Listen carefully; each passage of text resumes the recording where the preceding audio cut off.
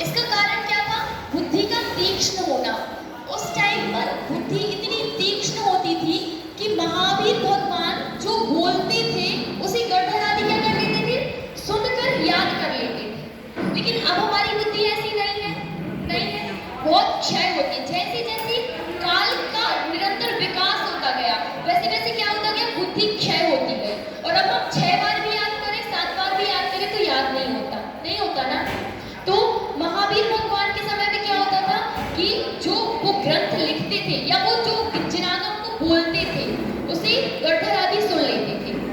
फिर जैसे जैसे काल का विकास हुआ तो अब बुद्धि का क्षय होता गया और जिन श्रुत परंपरा को बनाए रखने के लिए आचार्यों को चिंता होने लगी कि अब बुद्धि का जब क्षय हो रहा है तो कैसे इसको संरक्षित करें।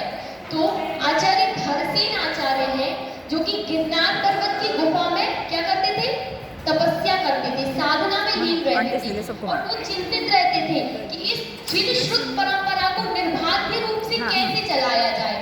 तो उनके 2 शिष्य आचार्य भूतबली और आचार्य पुष्पदत्त, उन दोनों ने क्या किया था? षट्खंडागम ग्रंथ की इस दिन पहले ग्रंथ की, जैनागम के पहले ग्रंथ षट्खंडागम ग्रंथ की क्या की थी? रचना की थी। श्रुत पंचमी के दिन क्या हुआ था? अपने जैनागम को एकत्रित किया गया था 6 खंडों में। किस दिन? श्रुत पंचमी के दिन। और किसने किया था?